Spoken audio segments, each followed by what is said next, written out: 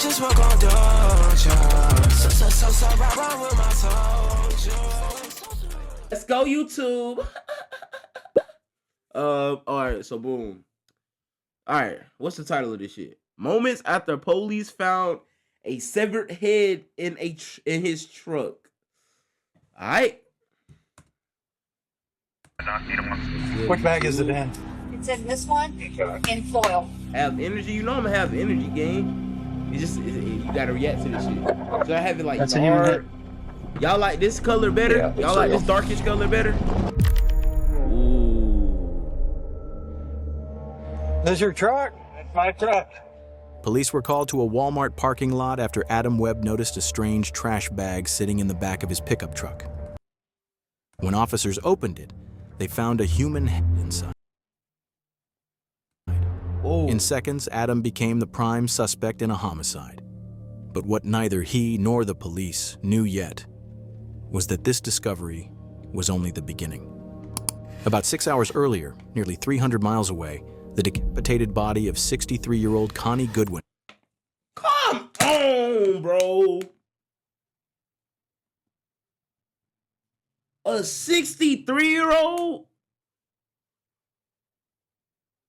She looks like a sweet soul too. That's messed up, bro. Had been found in the bathtub of her home after a coworker stopped by to check on her. I don't think he did it, because if he did, why would he call him?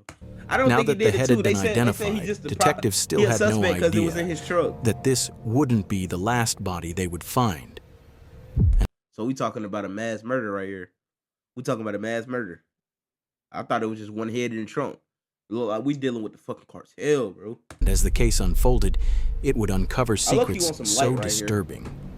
Even seasoned officers struggled to process what they were seeing. For that light. For the light. Disclaimer: this video is strictly for educational. Yeah, facts.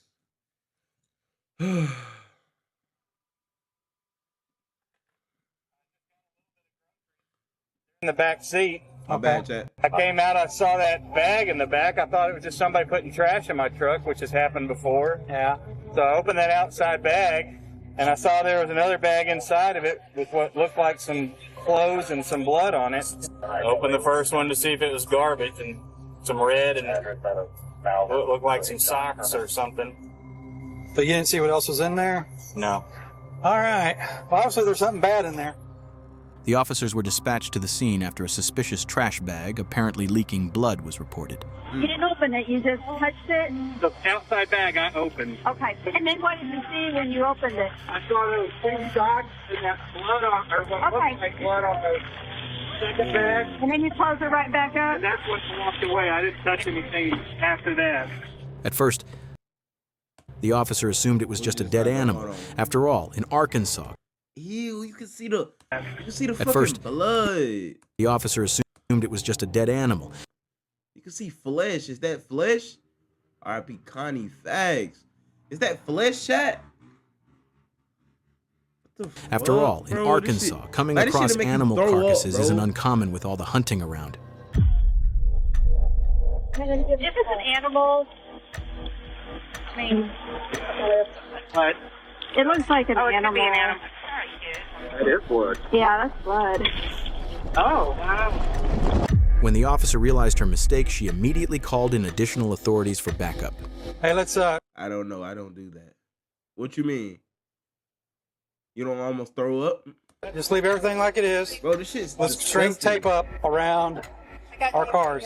We're going to photograph it as it is, and then we're going to tell it the police. Okay. Which bag is it in? It's in this one, in foil. All this was in that bag. Yes, sir. Okay.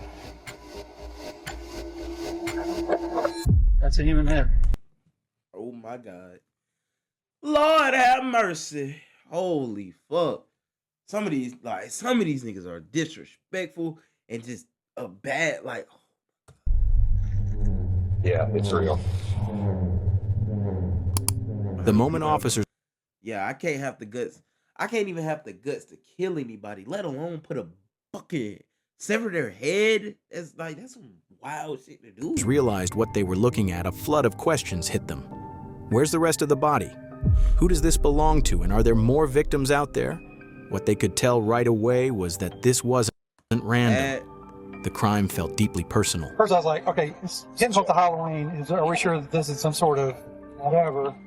Hey, we apparently have a human head in the back of this truck in a trash bag. This isn't like some sort of prank. This is a real... Since it was just a couple of days before Halloween, the officers still had to make sure they were dealing with a real body and not some kind of prank.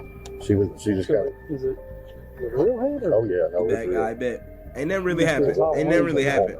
Other than they found The first lead for the police and their primary suspect at this point was Adam, the man who had discovered the plastic trash bag in his truck and called the police himself. Wonder. Hold on. First off, why? What does this nigga got to do with anything? Second off, why did they put it in his truck? Like, it's a lot of questions that need to be answered. Did he do it? This your truck? That's my truck.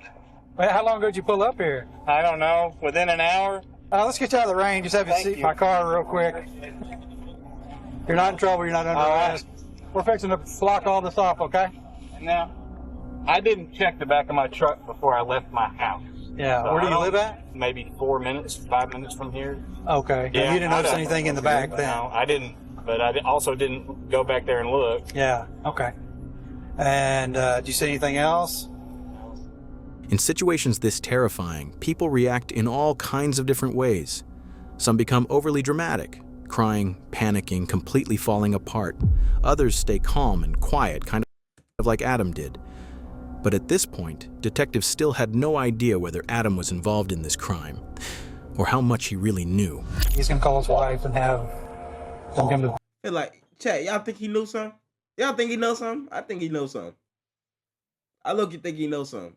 Like, it's just the way it's his demeanor, the way he moving himself, bro. I think he knows something. Like, facts. PD. Yeah. That's true. That's his wife's line.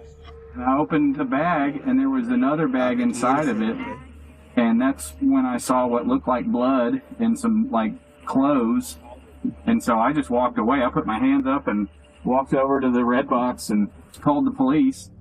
At that point, there were no missing person reports for any woman in that age range. Hey, do you guys have any missing persons, female, maybe in their 60s? Oh, okay. Well, we've got a head in a bag out here. The only missing person report filed that day was from just a few hours earlier, a man named Aaron Goodwin. He fucking did it. He did it. He did it. Chat. He has the... That when the nigga got the Caesar Chavez, however you say that nigga name, he got the typical buzz cut for a fuck. Yeah, he did it. He looked like he did it. Actually, no, he's missing. Actually, he's missing. He might have did it. Which didn't raise any red flags for police at the time. What officers didn't realize was that this very report would soon give them the key to solving the entire case. This is Detective Hunter Scott, okay? How are you? Your car, we're going to do some photographs. We're going to tow it to the police. I'm smart. department. I know how to your solve car, cases. Unfortunately, it's a crime scene right now. With a closer look at the scene, Adam's truck was completely clean. Aside from the plastic bag itself, there was nothing inside that connected the vehicle to the crime. This told investigators that the truck had likely been used only as a means to move the head from one location to another. And since Adam insisted he had no idea how the bag got there, police began collecting every piece of surveillance footage from the surrounding area. Reviewing the surveillance footage could tell investigators whether someone had placed the bags in Adam's truck while he was inside the store, or if anyone suspicious had been lurking around the parking lot. The footage shows Adam pulling into the lot, getting out, and heading into Walmart. He pays for his groceries, walks back outside, and returns to his truck to load his bags. At that moment, he's seen walking around to the back of the truck and inspecting the plastic bags underneath it. Seconds later, he pulls out his phone and calls the police. Throughout the entire video, not a single person approaches Adam's truck. Since Adam was still a person of interest, police didn't give him much information. He was the only potential source of answers they had. They'll probably need you to come down to the station, okay, to get a statement about kind of what's going on. Okay. But yeah, your car, unfortunately, it's a crime scene right now. All right. Well, like I said, it ain't good. Adam was immediately transported to the Hot Springs Police Department for an interview. I'm just gonna patch you down. That's I'm crazy. just gonna just make sure you don't have any weapons or anything on you. I got keys and stuff. Yeah, you're good. I'll just I will make sure you don't have any like guns or bazookas or anything. Stand against this wall for me real quick. Yep. Over this way? Yeah, just like that. Put your hands against the wall. And spread your feet for me. Okay. Just like that. Good. The detective asked Adam to walk them through his entire timeline for that day. From the moment he left home, to arriving at the grocery store, to discovering the plastic bag in his truck, and anything else that had happened that morning. It looks like he did something, though. Maybe, let me shut the fuck up. Maybe he's innocent, bro. I don't know. It's just like, So it looks what like we kind of want to do is Mm. find out what happened. Yes, there's a crime scene in the back of your truck. Okay. And so we're trying to just piece together what's going on. Okay. I want you to understand that. We just want you to help us so that we can try to piece together what happened. Where all have you been today? Today? Yes, sir. Just to Walmart. Okay. So you left from your house and went to Walmart, and then tell me what happened when you got to Walmart. I got there around noon or so. Had a short grocery list. Just a couple of things: milk, flour, eggs. Wife's doing some baking. Came back out to the truck. I noticed something in the back. And it looked a little weird. So opened it up. I saw what looked like blood. And I backed away and called 911. Police were deliberately looking for any cracks in Adam's story, any inconsistency, any shift in details. But from the scene to the interview room, Adam's account stayed identical. His timeline of events never changed at all.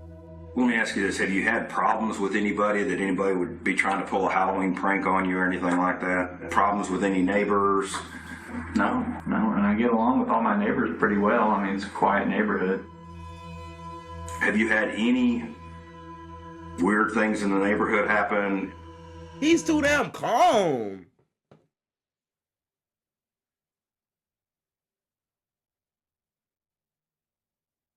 Is he not too calm? Cause he ain't do nothing. I mean, shit. Did you type W12? I gotta read chat on my phone, bro. Why is my chat? Hold on, chat. My stuff, I can see that. Why is some of y'all? Let me restart my chat real quick. I was wondering why I couldn't see chat.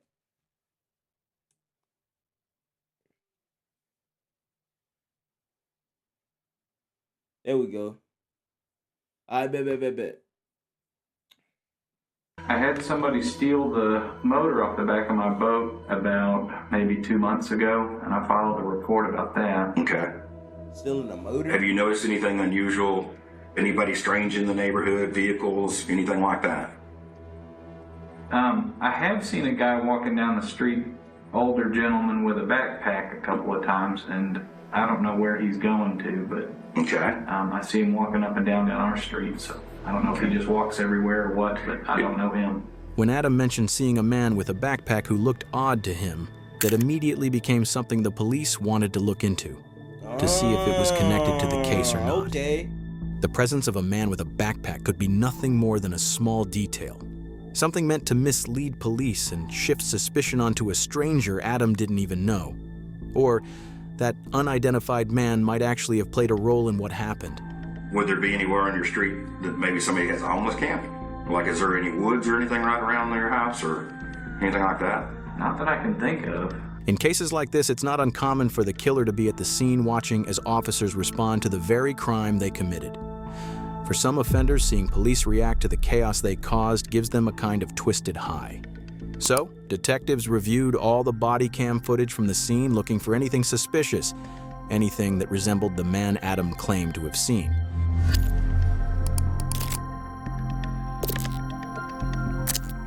Hey, these niggas get smart when it comes to deals. None of the Y'all body can't cam tell. footage showed any sign of a man with a backpack matching Adam's description. During the interview, detectives also learned another important detail. Adam had spent the night before the incident at the Doubletree Hotel for a work conference.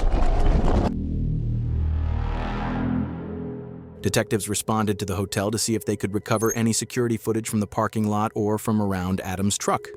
At the same time, they searched Adam's home as a potential crime scene, but found nothing. It was clear the murder hadn't happened there. Despite all of this, and with Adam still considered a person of interest, detectives ultimately decided to release him. Then, in the early stages of the investigation, police received a call that changed everything. In Vernon County, Missouri, officers had responded to a welfare check, and inside the home, they found a middle-aged woman dead, decapitated in her bathtub. She was identified as 63-year-old Connie Goodwin, and now, if these two cases were connected, police were dealing with something far more disturbing than they ever could have expected.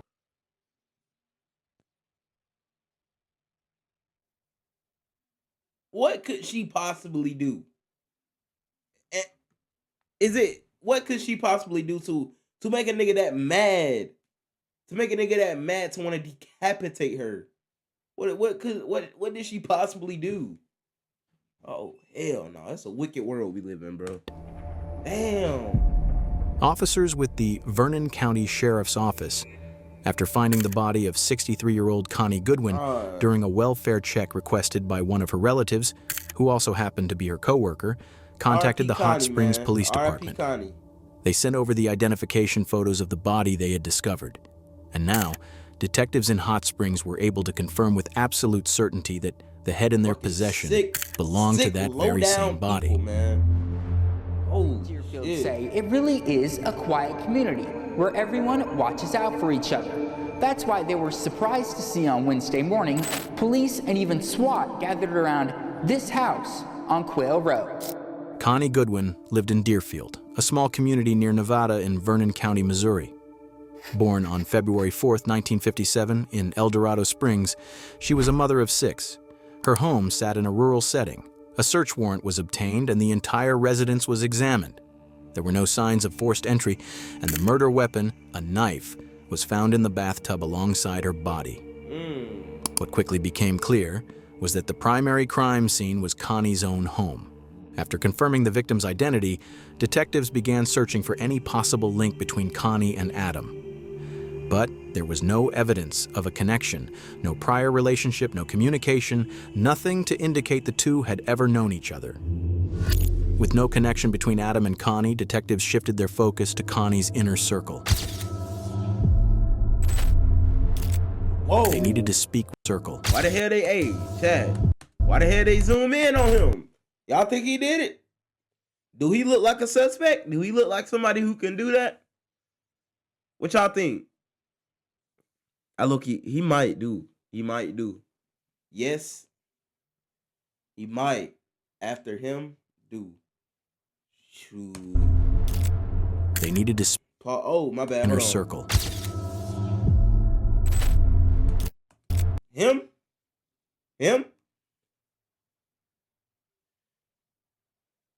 That guy. Think he did it? Okay. They needed to speak with the people who knew her best, those closest to her daily life. He just looks like, ooh! He just looks like him. It looks like him. To understand what might have happened, the first person they turned to was Connie's sister, Debbie. And if you just have a seat in one of these, this won't take long at all. Okay, so I'm just going to ask you some very basic standard questions. And by the way, I'm Sergeant Barker. How do you know Connie? I know Connie, she's my sister-in-law. Okay, so you went inside calling for Connie, obviously no answer. In all the rooms. The bathroom door was locked, and so I just started hitting the door, and I kicked it once, and it busted on not the doorknob side. And I saw Connie in the bathtub then. Tell me what you saw. You went to check a pulse? On her neck, but all I felt was bone there. Yes, I do, broski. It should be 3 at Jayfinity. I'm not I'll type in the chat. It was there or not, because I just remember it being bony. Do you know if she had issues with anybody? Not that I've heard. They have a son, Aaron. Aaron, okay. Aaron's on the suspect list. Arkansas, Aaron's on the suspect that list. has been having some kind of episodes that just kind of That's Aaron. strange. That's Aaron right there. Hey, Coda, that's Aaron. Aaron's right there. Ah, okay. She didn't ask us to keep him in prayer. Kind of sounds like maybe he was schizophrenic or something. I don't know. Aaron, that's with Johnny and Johnny, okay. Arkansas. Connie's husband. I bet, Brody. Do you know when they left for Arkansas? No, I don't. During the conversation with Debbie, a crucial detail emerged. Johnny, Connie's husband, and Aaron, their son, were supposed to be traveling to Arkansas together. Debbie had tried reaching both Johnny and Aaron throughout the night, but neither of them answered. Whoa. Knowing this, the police called Aaron throughout the night, but neither of them answered. Knowing this, the police. So these are the suspects. Pause it. These are the suspects. These are the suspects right here, chat. What y'all think? Which out of these three do y'all think any of them did it? Bro, I'm so smart. I said it. He do look guilty. I already followed you back. I can't see the other dude that followed me. It didn't pop it up. 34 seconds. Oh, Lolly, I see you. All right, but yeah, I feel like he did it though. Grew concerned that there might be additional victims connected to the case, and if that were true, they could be dealing with a dangerous killer in Hot Springs. Following Debbie, officers also interviewed her daughter, Keela. You're gonna think I'm crazy, and I don't even know if I'm supposed to say anything. Maybe 6 weeks ago or so, Aaron was involved in some kind of Photoshop use, and he says that these people that jumped him and beat him up pretty good have threatened to kill him and then come after his family as well. From Keela's interview, detectives learned that Aaron had once gotten into a bar fight with a... Bitch, it might not be. It might not be.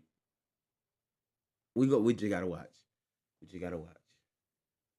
My bad. Family. Police spent some time trying to locate this potential suspect, a bald man with a tattoo on his neck. We had a vague description of a tattooed man. That still didn't help us solve this mystery. It was as if the investigation had circled right back to square one. Springs PD and the Missouri State Highway Patrol are looking for a suspect in connection The to Hot Springs Police Department says it was put in the truck on Tuesday night. Police are looking for a subject in connection to a Vernon County, Missouri homicide. The homicide. Police ran Aaron's name through their database and discovered that his father had reported him missing earlier from the DoubleTree Hotel. John was listed as the contact for any updates regarding Aaron's disappearance. With no idea whether John was still alive, detectives rushed to the DoubleTree hoping they might still find him. But when they arrived at the hotel, they found something a little bit disturbing. This was the same hotel where Adam, the truck owner, had stayed the night before for a work conference. Now, detectives were at the hotel with the goal of finding John. As soon as they arrived, they spotted him in the lobby having dinner. The detectives asked him to come with them to the police station to answer some questions. They got John. Mr. Goodwin, this is Detective. Let's see what's going on with John. I'm Detective Sergeant Frank. Like I said, we're here to ask you about this report, do some follow-up with you about this report you made this morning. That is, your son is Aaron Enoch Goodwin, is that correct? That's correct. Okay, and you're John Goodwin? Yes, sir. Okay. Hey, this shit creepy, sinister. Are you guys believers? Can I ask you that? Are you Christians? Yes, sir. Yes, sir. Okay. That might help. Okay. He's, I think, I'm not sure. He's not been right. And he thinks God wanted him to go on a walkabout. And I'm trying to help him. I brought him down here and rented that place for 3 days. Yep, Aaron. And he goes, well. Aaron. Yeah, I'll be up in a minute. It low-key might be Aaron, though. It low-key might be Aaron, Probably though. a span of an hour or so. And I go, something's not right. You know, he's been up here by now. And when I'm down, he's gone.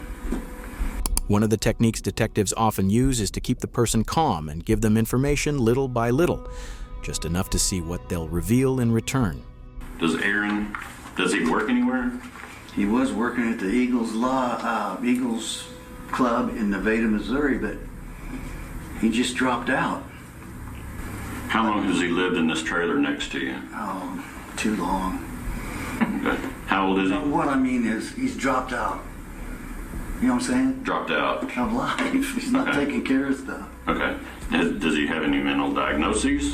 Not really, no. Okay. Not really, but I mean, you can tell when someone's not thinking right, saying off the wall stuff, like about God and stuff even, you know, it's like. From John's account, it became clear that Aaron had... He does look crazy, though. He does, I can't lie, he does look crazy. Chat, put that on #1 suspect list.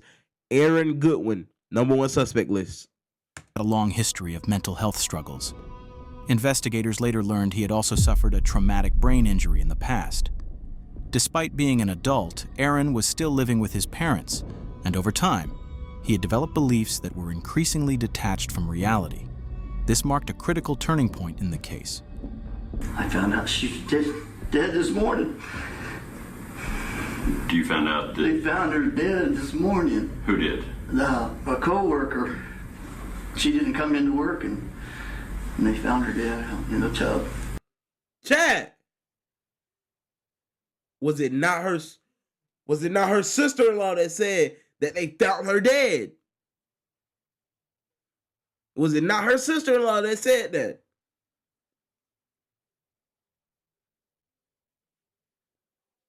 Ooh. And when did you receive this information? This morning, after I'd called here a little while, maybe hour or so later. Oh, so after you reported your son missing, you found out that your wife was deceased? Johnny stays calm and controlled throughout the conversation. This is the first time he's talking about his wife's death and how he found out about it. The way he talks about it feels a little bit unusual. You can sense a slight lack of emotion in his voice, something that stands out just a bit, especially considering he's talking about someone he loved and had been married to for over 45 years. Has he ever had any psychological help, to your knowledge? You know, yeah, he was seeing a counselor maybe 3 years ago, but I don't know his name. It's all confidential. He was living on his own. And, hey, I put him in the suspect list too, gang. Maybe. You don't think he killed her, do you? Mr. Goodwin, I have no idea. I don't either. But that's why I did a kind of went back in my mind as best I could and looked at texts and phone calls and those receipts to try to put a time on it. What's your feeling? I think he might have. This is the first time Johnny directly suggests that Aaron might have been involved in his mother's death. At this point, two possibilities come to mind. Given Aaron's mental state, he may have snapped or had a moment of violent rage. Or Johnny could be trying to shift the blame onto his son, someone who is now missing and unable to defend himself. At the same time as John's interview, police received the security footage from the DoubleTree. The detectives stepped out of the interview room to review the hotel surveillance footage and compare it with John's timeline. But when they came back, things weren't looking good for John. Johnny, we watched some video footage from out at the DoubleTree. Okay? And it's not really, and I'll just be frank with you, it's not jiving with what you're saying the chain of events was that happened. So I'm gonna ask you again. If there's something that you're holding back, that you're not wanting to tell us, we need you to tell us. We pulled in there. I went in and registered. I started to go upstairs. And I didn't know how to work the elevator with the key. And then I remembered I didn't give him his key. So I came back out.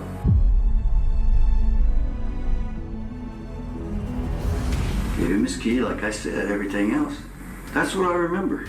At this point, the detectives intensify the interrogation. They remain suspicious, wondering whether Johnny might have committed the crime himself or if he's somehow trying to protect the real perpetrator. Where was Aaron at I need you to describe for me, as the best that you can, where was Aaron at, what was he doing the last time you saw him? He might have did it. He was at the bed of the truck, going through that bag. Going through what bag? I think that plastic bag. He was going through it? It seemed to me like he was looking for things, going through it. John's conflicting statements, especially in light of the CCTV footage, raised serious concerns. So the detectives decided to go over the footage a second time, and what they discovered was completely unexpected. At 7:43 p.m., Johnny's truck is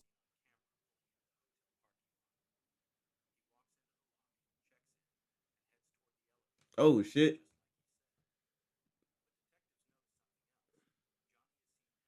leaving the building more times than he mentioned, especially around the elevators.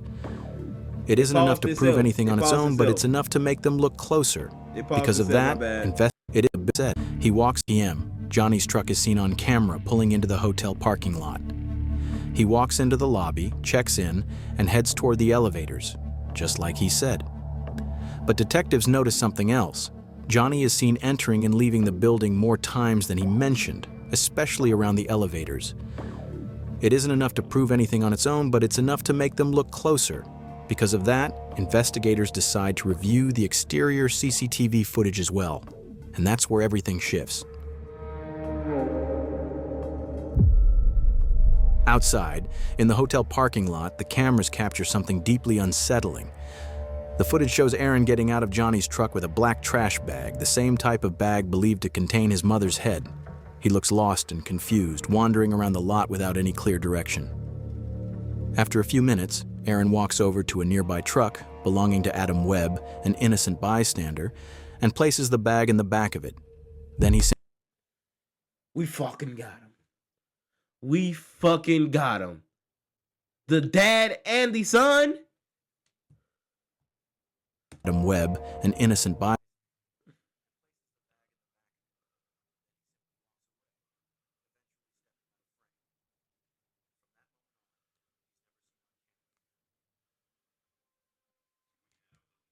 No way. Why does it keep freezing? Don't do this right now. In your truck, and there is evidence in that bag that relates to person, Aaron Goodwin. With the killer identified, and with proof that Aaron himself had placed the garbage bag in Adam's truck, only one problem remained. Aaron was still missing. And considering his history of mental illness, detectives knew they had to find him fast, before he could hurt himself or someone else. The search for Aaron immediately escalated into a full-scale, statewide manhunt. Police pushed his name and photo out to the media and urged the public to stay alert. Police are looking for a subject in connection to a Vernon County, Missouri homicide. Officials found 63-year-old woman dead in her home. Her son is now a suspect in the case, and they believe he is the one who's in Hot Springs. There was a note. There was a note. I forgot about that. It's in my cup holder. It said something like, I thought I was doing God's will. In this note. That's all it said. And you found that when? This morning. Yeah, but I stuck it in my cup holder. Where was it when you found it? It was on my console, top of my console. While searching and processing the Goodwin home, investigators discovered a series of ominous voicemails Aaron had left behind. And one of those messages, addressed directly to his family, immediately caught the detective's attention. Sunday, 1:43 p.m. You guys have got to get out of there. Do not be home on Halloween. I'm serious. John, you got to renounce Emmanuel as the Savior. Oh, did he really do it, though? I don't know if he did it or not, gang. Like, it's getting a little wicked. It's getting a little wicked, bro. And he left a voicemail. He left a voicemail from Sunday. 43 p.m. You guys have got to get out of there. Do not be home on Halloween. I'm serious. John, you got to renounce Emmanuel as the Savior. Go back to Jesus. I'm not with you. The Aryans are coming. What the fuck, nigga? After hearing Aaron's voice and realizing the state of mind he was motherfucking Newport that I'm smoking on. Appreciate you for the follow, Jar Dog 78. Appreciate you. In, police intensified their efforts to find him. They monitored his credit card activity, his phone records, everything they could track. But there was nothing. No movement, no Did he go transaction. off the face of the map? Holy cow, where did he go?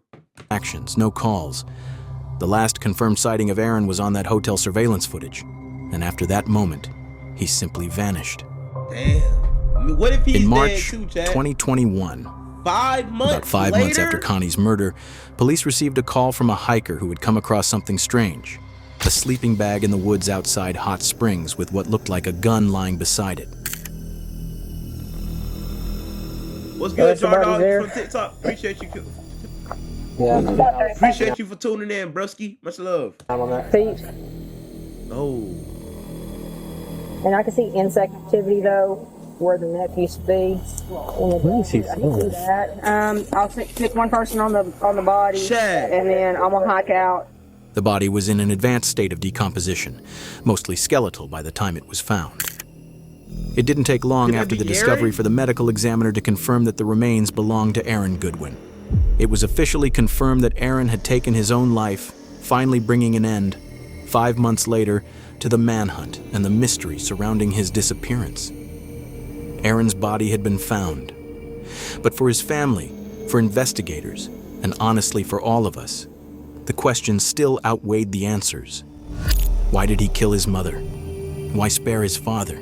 Did he believe Connie was possessed or under some kind of threat only he thought he could see? We'll likely never know the real reason.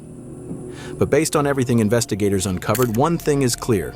Aaron was in a severe mental crisis. He experienced a psychotic break, and in that state, he became responsible for his mother's murder. He decapitated her, placed the head in a garbage bag, and drove it all the way to Hot Springs before leaving it in the back of Adam Webb's truck.